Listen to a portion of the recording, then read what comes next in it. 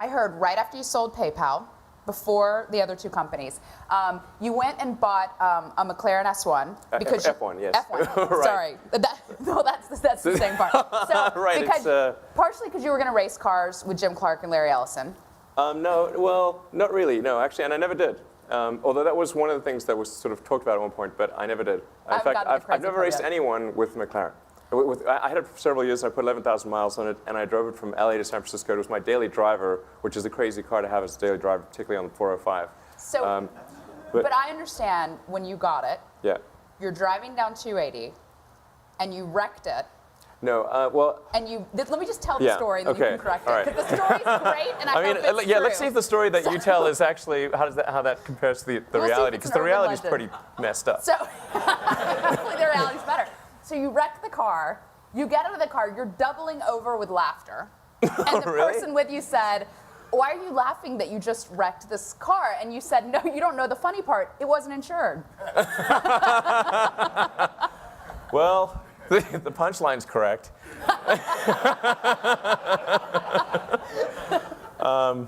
Yeah, so I was driving up Sand Hill Road with Peter Thiel, one of the co-founders of PayPal. We were actually driving to see Mike Moritz. This is in 2000. And so we're driving up Sand Hill Road. I didn't really know how to drive the McClaren. And Peter says, so what can this do? And then, like, I'm probably number one on the list of famous last words. I said, "Watch this." So I floored it and did a lane change on Sand Hill. And so the McClaren has no traction control or anything. It's massive power to the wheels, sort of 640 brake horsepower, and it only weighs a ton. So it has massive power to weight. It can brake the wheels free at 80 miles an hour. So broke the rear end free and started spinning. And I sort of, let's see, I think it was sort of, I was going straight and then turned, and I remember seeing the cars coming towards me while I was going backwards.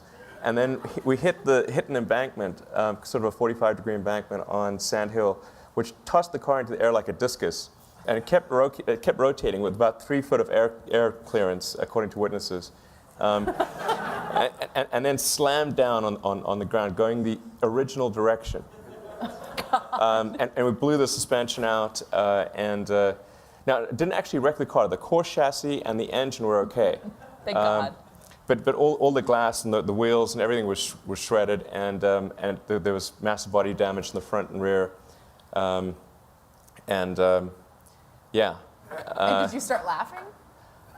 I don't recall laughing. I could have been laughing in shock, but I don't recall laughing.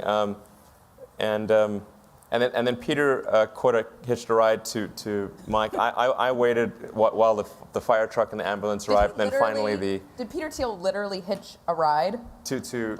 Over to Sequoia and then once the car was taken care of, then I hitched a ride too, and we continued the meeting.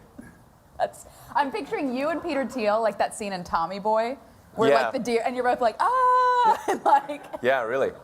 Wow. Wow. Yeah. Is there a parallel? Lucky to be alive, really.